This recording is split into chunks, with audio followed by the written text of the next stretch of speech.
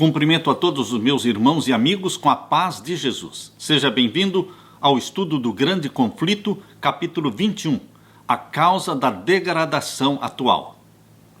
Ao pregar a doutrina do segundo advento de Jesus, Guilherme Miller e os seus companheiros haviam trabalhado com um único propósito de despertar os homens para o preparo para o dia do juízo.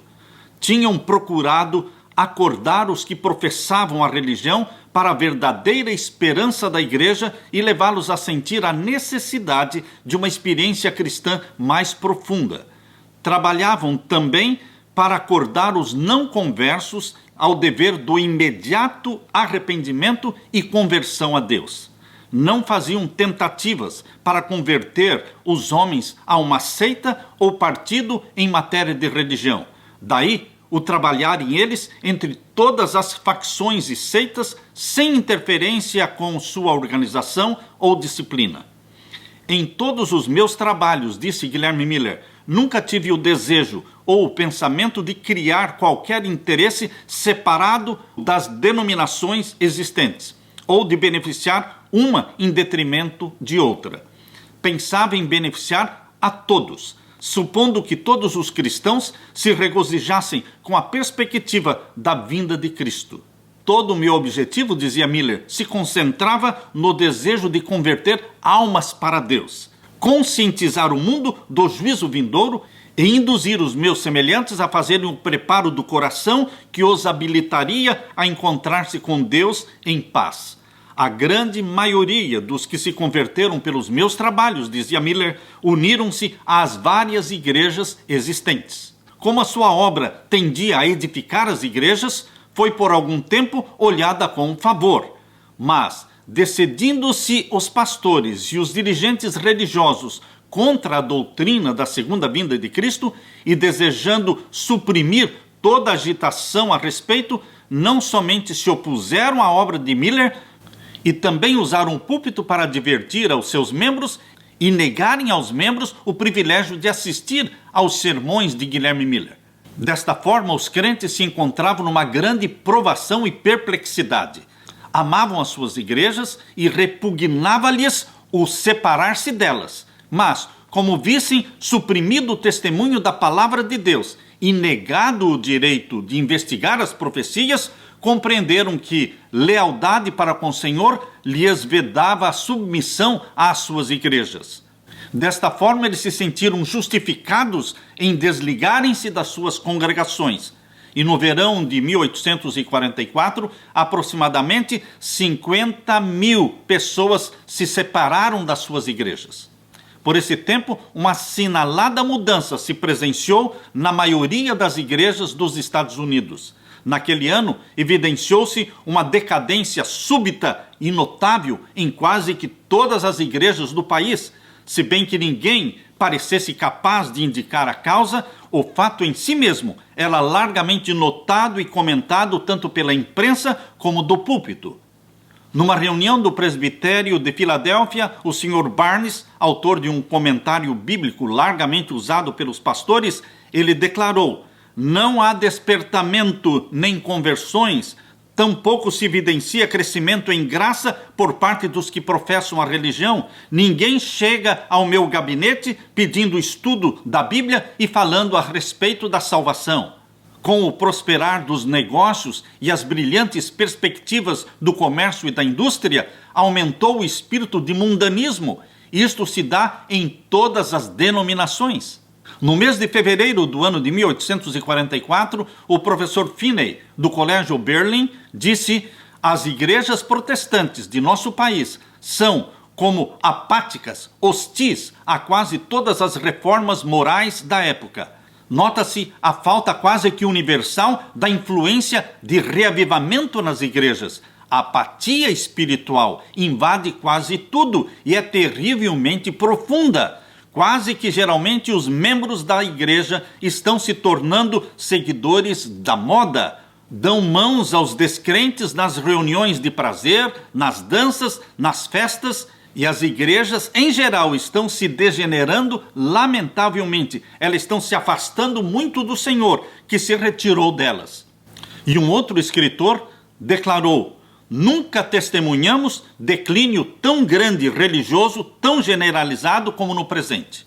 Quando nos lembramos de quão pouca conversão verdadeiramente existe, exclamamos como que involuntariamente: esqueceu-se Deus de ser misericordioso? Ou está fechada a porta da graça? É do agrado de Satanás, faz parte da política de Satanás, fazer com que os homens conservem as formas da religião, embora falte o espírito da piedade vital. Depois de terem rejeitado o evangelho, os judeus, de igual forma, continuaram zelosamente a manter os seus ritos antigos, preservaram com rigor o cerimonialismo. A profecia de Daniel, capítulo 9, apontava tão insofismavelmente para o tempo da primeira vinda do Messias e tão diretamente lhes predizia a morte do Messias, que eles desanimaram do estudo da profecia. E finalmente os rabis pronunciaram uma maldição sobre todos aqueles que tentassem entender a profecia das 70 semanas de Daniel capítulo 9. Em sua cegueira espiritual e impenitência, o povo de Israel tem permanecido por 1900 anos, indiferente ao misericordioso oferecimento de salvação, despreocupado das bênçãos do Evangelho, como solene e terrível advertência do perigo de rejeitar a luz do céu. Aquele que deliberadamente abafa as convicções do dever, perderá finalmente a faculdade de discernir a verdade e o erro. Obscurece-se o entendimento, a consciência fica calejada e o coração fica endurecido e a alma se separa de Deus. Onde a mensagem da verdade divina é desdenhada e tratada levianamente, ali a igreja se envolve em trevas. Esfriam a fé e o amor, entram a separação e a discórdia. Os membros da igreja centralizam seus interesses e energias em empreendimentos mundanos e os pecadores se tornam endurecidos em sua impenitência. A mensagem do primeiro anjo de Apocalipse capítulo 14, anunciando chegou a hora do juízo de Deus e apelando para os homens a fim de temerem a Deus e adorarem a Deus, esta mensagem estava destinada a separar o povo professo de Deus das influências corruptoras do mundo e despertá-los a fim de verem o seu próprio estado de mundanismo e apostasia. Deus enviou à igreja, nesta mensagem, uma advertência que, se fosse aceita, teria corrigido os males que a estavam apartando de Deus. Houvessem os homens recebido a mensagem do céu, humilhando o coração perante o Senhor, buscando com sinceridade o preparo para estar em pé na presença de Deus, o Espírito e poder de Deus ter-se-iam manifestado entre eles. A igreja de novo teria atingido o bendito estado de unidade, fé e amor que houve nos dias apostólicos, em que era o coração e a alma do povo, dos crentes, e anunciavam com ousadia a palavra de Deus. Dias em que acrescentava o Senhor Deus à igreja aqueles que haviam de se salvar. Atos capítulo 4, 32 e 31 e Atos 2, 47.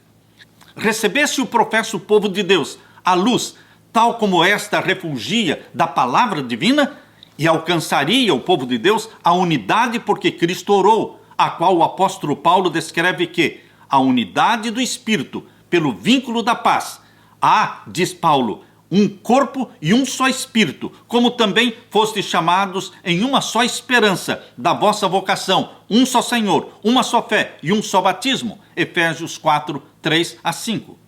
Foram estes os benditos resultados usufruídos pelos que aceitaram a mensagem adventista. Vieram de denominações várias, e as barreiras denominacionais foram arremessadas ao chão, e credos em conflito eram reduzidos a átomos. A esperança de um milênio terrestre em desacordo com as Santas Escrituras, esta crença foi posta de lado e corrigidas as opiniões falsas sobre o segundo advento de Cristo. Foram varridos o orgulho e a conformação ao mundo. Repararam-se injustiças. Os corações se uniram na mais doce comunhão e o amor e a alegria reinaram supremos. Se esta doutrina fez isto pelos poucos que a receberam, o mesmo teria feito a todos, se todos a tivessem recebido. Mas as igrejas, em geral, não aceitaram a advertência. Os pastores, que como atalaia sobre a casa de Israel, deveriam ter sido os primeiros a discernir os sinais da vinda de Jesus, não quiseram saber da verdade, quer pelo testemunho dos profetas, quer pelos sinais dos tempos. O fato de ser a mensagem, em grande parte pregada por leigos, era insistentemente apresentado como um argumento contra a mensagem. Como na antiguidade, ao claro testemunho da palavra de Deus opunha-se a indagação: tem crido alguns dos príncipes ou dos fariseus? Multidões, confiando implicitamente nos pastores, recusaram-se a ouvir a advertência, e outros, ainda que convictos da verdade, não ousavam confessá-la para não serem expulsos das igrejas.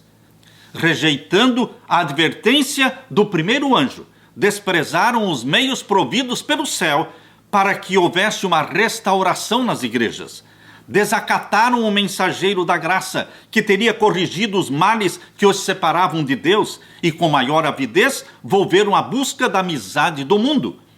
Eis aí a causa da terrível condição de mundanismo nas igrejas, a causa de apostasia e morte espiritual que prevalecia nas igrejas em 1844.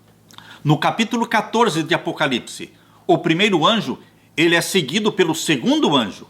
E o segundo anjo de Apocalipse 14 declara: caiu Babilônia, aquela grande cidade que a todas as nações deu a beber do vinho da ira da sua prostituição. Apocalipse 14, verso 8. O termo Babilônia é derivado da palavra Babel, que significa confusão. É empregado nas Escrituras para designar as várias formas de religião falsa ou apóstata. Em Apocalipse capítulo 17, Babilônia é representada por uma mulher, uma prostituta, figura que a Bíblia usa como símbolo da igreja, sendo uma mulher virtuosa a igreja pura e sendo a mulher prostituta uma igreja apóstata. Nas Escrituras, o caráter sagrado e permanente da relação entre Cristo e a sua igreja é representado pela união matrimonial. O Senhor Jesus uniu a si o seu povo por meio de um concerto solene, prometendo-lhe ser seu Deus, e eles, por meio do concerto, deveriam ser o povo de Deus, comprometido unicamente a fazer a vontade de Deus. Disse o Senhor: e desposar-te-ei comigo para sempre, desposar-te-ei comigo em justiça, e em juízo, e em benignidade, e em misericórdia. Oséias 2:19. Em outro lugar da Bíblia, Deus diz: eu vos desposarei. Jeremias 3:14. E Paulo emprega a mesma figura no Novo Testamento, quando ele diz: porque vos tenho preparado para vos apresentar como uma virgem pura a um marido, a saber, a Cristo Jesus. 2 Coríntios 11, verso 2. A infidelidade da igreja para com Cristo é comparada com a violação do voto conjugal. A Bíblia é clara ao mostrar esta relação de marido e esposa, comparando com a relação que existe entre Cristo e a sua igreja. A Bíblia diz: como a mulher se aparta aleivosamente do seu companheiro, assim aleivosamente te houveste comigo, ó casa de Israel, diz o Senhor. Como a mulher adúltera que em lugar do seu marido recebe os estranhos. Ezequiel 16, 8, 13 a 15 e verso 32 e Jeremias 3, 20. No Novo Testamento, expressão muito semelhante é dirigida aos professos cristãos que buscam a amizade do mundo, de preferência ao favor de Deus. Diz o apóstolo Tiago: adúlteros e adúlteras, não sabeis vós que a amizade do mundo é inimizade contra Deus? Portanto, qualquer que quiser ser amigo do mundo constitui-se inimigo de Deus.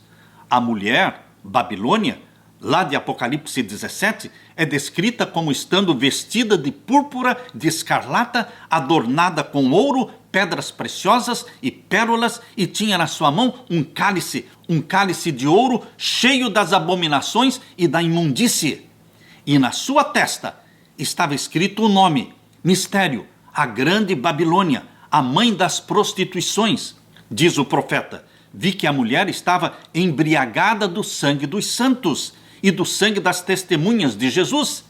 Declara ainda ser Babilônia a grande cidade que reina sobre os reis da terra. Apocalipse 17, 4 a 6 e verso 18. O poder que por tantos séculos manteve despótico domínio sobre os monarcas da cristandade é Roma. A cor púrpura e escarlata, o ouro, as pérolas e as pedras preciosas pintam ao vivo a magnificência e a extraordinária pompa ostentadas pelo altivo pontífice de Roma. E de nenhuma outra potência se poderia, com tanto acerto, palavras tão apropriadas, declarar-se que ela está embriagada com o sangue dos santos, como daquela igreja Roma papal, que tão cruelmente tem perseguido os seguidores de Cristo ao longo dos séculos. Babilônia é também acusada do pecado de relação ilícita com os reis da terra. Foi pelo afastamento do Senhor e aliança com os gentios que a igreja judaica se tornou prostituta. E também, da mesma forma, Roma, corrompendo-se de modo semelhante ao procurar o apoio dos poderes do mundo, recebe a mesma condenação de prostituição. Declara-se que Babilônia é a mãe das prostituições. Como suas filhas, devem ser simbolizadas todas as igrejas que se apegam às doutrinas e tradições daquela que se declara igreja-mãe, seguindo-lhe o exemplo em sacrificar a verdade e a aprovação de Deus a fim de estabelecer uma aliança ilícita com o mundo. A mensagem do Apocalipse 14, anunciando a queda de Babilônia, deve se aplicar às organizações religiosas que se corromperam. Visto que esta mensagem do segundo anjo segue-se à mensagem de juízo proclamada pelo primeiro anjo, esta é uma mensagem que deve ser proclamada nestes últimos dias. Portanto, não se refere somente à igreja de Roma, pois esta está apostatada na sua condição caída há muitos séculos. Mas, em Apocalipse capítulo 18, o povo de Deus é convidado para sair de Babilônia. De acordo com esta passagem de Apocalipse 18, verso 4, muitos do povo de Deus ainda devem estar em Babilônia. Existe um povo meu dentro de Babilônia. E em que corporações religiosas se encontrará hoje a maior parte dos seguidores de Cristo? Sem dúvida, nas várias igrejas que professam a fé protestante e também na igreja de Roma. Muitas das igrejas protestantes estão seguindo o exemplo de Roma na iníqua aliança com os reis da terra, igrejas do Estado, mediante suas relações com os governos seculares e outras denominações pela procura do favor do mundo. E o termo Babilônia, confusão, pode apropriadamente aplicar-se a estas corporações. Todas professam derivar suas doutrinas das escrituras sagradas, porém estão divididas em quase inúmeras seitas com credos e teorias grandemente contraditórios. Uma obra católica romana fez o seguinte comentário: se a igreja de Roma foi culpada de idolatria com relação aos santos, a sua filha, que é a igreja anglicana, tem a mesma culpa, pois tem 10 igrejas dedicadas a Maria para uma dedicada a Cristo.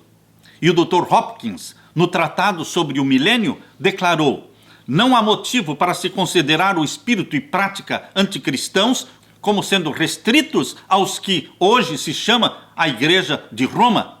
Porque nas igrejas protestantes muito se encontra do anticristo e longe estão de se acharem completamente reformadas das corrupções e impiedade.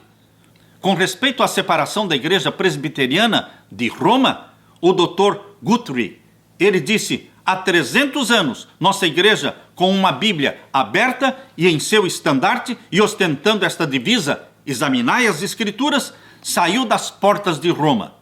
E ele então faz esta pergunta: saíram de fato de Babilônia limpos? A igreja anglicana, diz Spurgeon, parece estar profundamente minada pelo sacramentarismo, mas os dissidentes parecem quase tão contaminados pela incredulidade filosófica quanto ela. Aqueles de quem esperávamos melhores coisas estão se desviando um a um dos fundamentos da fé. O coração da Inglaterra, mesmo, creio eu, dizia Spurgeon, está completamente carcomido por uma condenável incredulidade que ousa, todavia, ir ao púlpito e intitular-se cristã. Qual foi a origem da grande apostasia? Como, a princípio, se afastou a igreja da simplicidade do evangelho? Conformando-se com as práticas do paganismo, a fim de facilitar a aceitação da doutrina cristã por parte dos pagãos, o apóstolo Paulo diz que nos seus dias já o mistério da injustiça operou, segundo Tessalonicenses 2:7.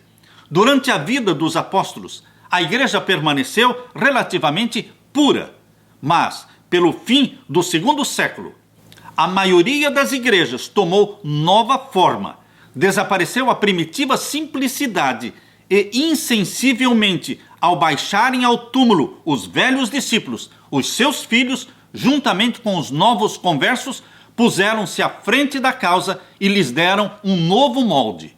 Para conseguir os conversos, aviltou-se o elevado estandarte da fé cristã e, como resultado, uma inundação pagã invadindo a igreja trouxe consigo os costumes pagãos, as práticas e os ídolos. Como o cristianismo conseguisse o favor e o apoio dos príncipes seculares, foi nominalmente aceito pelas multidões, mas conquanto muitos se intitulassem cristãos, na realidade permaneciam no paganismo e, especialmente em segredo, adoravam seus ídolos. Não se tem repetido o mesmo caso em quase todas as igrejas que se intitulam protestantes? Com o desaparecimento dos fundadores, dos que possuíam um verdadeiro espírito de reforma, os seus descendentes põem-se na dianteira e dão um novo molde para a causa. Embora se apeguem cegamente ao credo dos pais e se recusem a aceitar qualquer verdade além da que lhes foi dado a conhecer, os filhos dos reformadores se afastam grandemente do exemplo paterno de humildade, abnegação e renúncia do mundo. Assim, a primitiva simplicidade desaparece. Um dilúvio de mundanismo invade a igreja e leva consigo seus costumes, suas práticas e os seus ídolos. Até que ponto terrível a amizade do mundo, que é amizade contra Deus? Até que ponto é ela acalentada entre os professos seguidores de Cristo? Quão largamente se tem as igrejas populares de toda a cristandade se afastado da norma bíblica da humildade, abnegação, simplicidade e piedade. Falando a respeito do uso correto do dinheiro, disse o pastor John Wesley: não dissipeis parte alguma deste tão precioso talento simplesmente para satisfazer o desejo dos olhos, ou com vestuário supérfluo ou dispendioso, ou com adornos desnecessários. Não gasteis parte do dinheiro em ornar extravagantemente vossas casas, em mobília desnecessária ou dispendiosa, em quadros custosos, pinturas, douraduras. De nada disponhais para satisfazer o orgulho da vida, para obter a admiração ou louvor dos homens, tanto quanto vos vistais de púrpura e de linho finíssimo, e vivais todos os dias regalada esplendidamente. Não há dúvida de que muitos aplaudirão vossos gostos elegantes, vossa generosidade e hospitalidade, mas não compreis tão caro o aplauso. Estai antes contentes com a honra que vem de Deus. Entretanto, em muitas igrejas do nosso tempo, este ensino é desatendido. Professar uma religião tornou-se moda no mundo.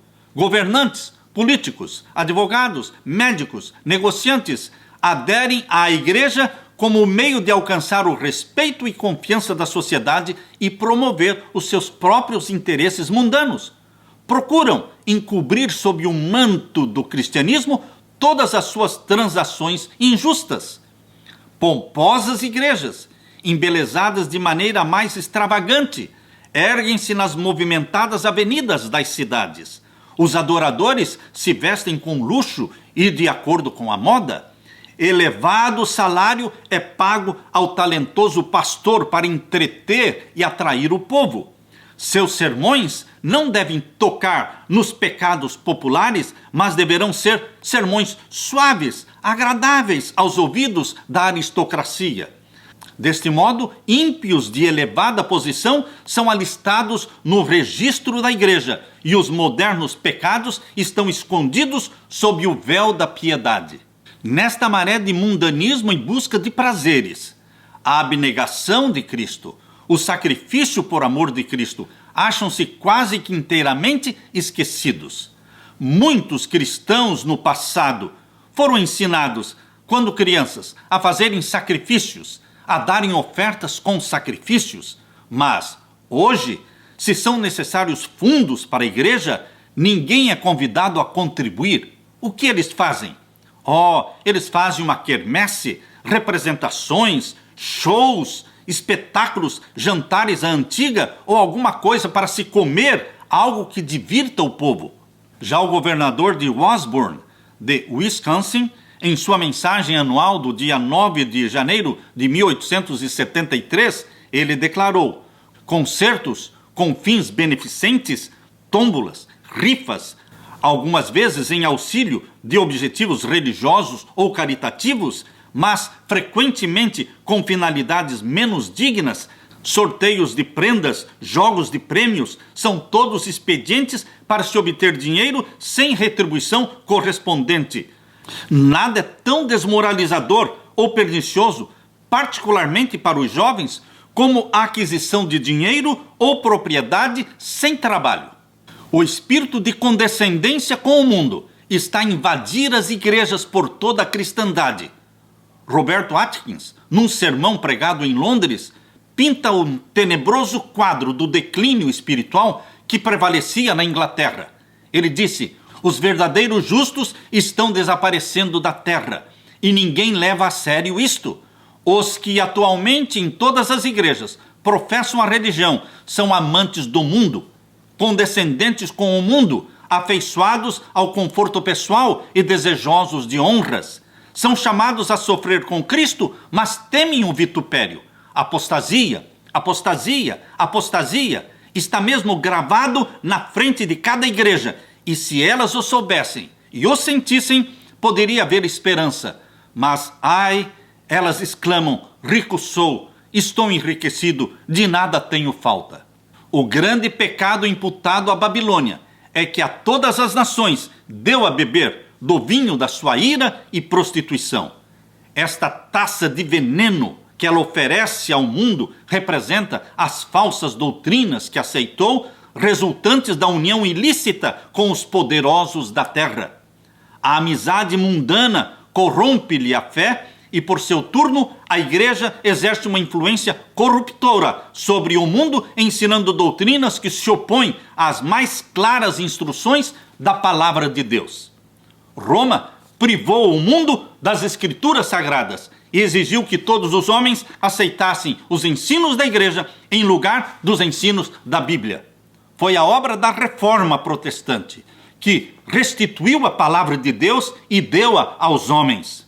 Porém, Carlos Beecher, falando das igrejas protestantes, disse: horrorizam-se com qualquer palavra rude contra os credos, com a mesma sensibilidade com que os santos padres se teriam horrorizado com uma rude palavra contra a incipiente veneração dos santos, dos mártires por eles fomentada. Um homem, para se tornar um pregador, dizia Beecher, precisa aceitar o poderio do credo, que está começando hoje a proibir a Bíblia tão realmente como fez Roma, se bem que de maneira mais sutil. Quando ensinadores fiéis expõem a palavra de Deus, levantam-se homens de saber, pastores que professam compreender as Escrituras e denunciam a doutrina sã como sendo heresia, desviando assim os inquiridores da verdade. O mundo está fatalmente embriagado com o vinho de Babilônia. A fé religiosa parece tão confusa e discordante que o povo não sabe o que crer como sendo verdade. A mensagem do segundo anjo, de Apocalipse 14, foi primeiramente pregada no verão de 1844 e teve naquele tempo uma aplicação mais direta às igrejas dos Estados Unidos, onde a advertência do juízo tinha sido mais amplamente proclamada e, em geral, rejeitada, e onde a decadência das igrejas mais rápido havia sido presenciada. A mensagem do segundo anjo, de Apocalipse 14 não alcançou, porém, um completo cumprimento em 1844. As igrejas experimentaram naquele tempo uma queda moral, em consequência de recusarem a luz da mensagem do primeiro anjo. Mas esta não foi uma queda completa. Continuando a rejeitar as verdades especiais para este tempo, as igrejas estão caindo mais e mais. Contudo, não se pode ainda dizer que caiu Babilônia, que a todas as nações deu a beber do vinho da ira da sua prostituição. Ainda não deu a beber a todas as nações. A obra da apostasia não atingiu ainda a sua culminância. A Escritura Sagrada declara que Satanás, antes da segunda vinda de Jesus, operará com todo o poder e sinais e prodígios de mentira e com todo o engano da injustiça. Os que não receberam o amor da verdade para se salvarem serão deixados à mercê da operação do erro para que creiam na mentira, segundo Tessalonicenses 2, 9 a 11. A queda de Babilônia se completará quando esta condição for atingida e a união da igreja com o mundo se tenha consumado em toda a cristandade. A mudança é gradual e o cumprimento perfeito do Apocalipse, capítulo 14, verso 8, está ainda no futuro. Apesar das trevas espirituais e apesar do afastamento de Deus prevalecentes nas igrejas que constituem Babilônia, a grande massa dos verdadeiros seguidores de Cristo encontra-se ainda em sua comunhão. Muitos deles há que nunca souberam das verdades especiais para este tempo. Muitos se acham descontentes com a sua atual condição e anelam mais clara luz. Afastando-se estas corporações mais e mais da verdade e aliando-se mais intimamente com o mundo, a diferença entre as duas classes aumentará, resultando por fim em separação. Tempo virá em que os que amam a Deus acima de qualquer coisa não mais poderão permanecer unidos aos que são mais amigos dos deleites do que amigos de Deus, tendo aparência de piedade, mas negando a eficácia dela. Apocalipse capítulo 18 indica o tempo em que, como resultado da rejeição da tríplice mensagem, das 3 mensagens angélicas de Apocalipse 14, versos 6 a 12, a igreja terá atingido completamente a condição predita pelo segundo anjo, caiu Babilônia. E o povo de Deus, ainda em Babilônia, será chamado a separar-se da sua comunhão. Sai dela, povo meu. Esta mensagem é a última mensagem que será dada ao mundo e cumprirá a sua obra. E os filhos do Senhor, que permanecem em Babilônia ainda, atenderão ao chamado: sai dela, povo meu. E uma multidão que ninguém podia contar sairá de Babilônia, unindo-se aos que guardam os mandamentos de Deus e têm a fé de Jesus. Aleluia! Bendito seja o Senhor da glória. Que Deus te abençoe, meu querido irmão.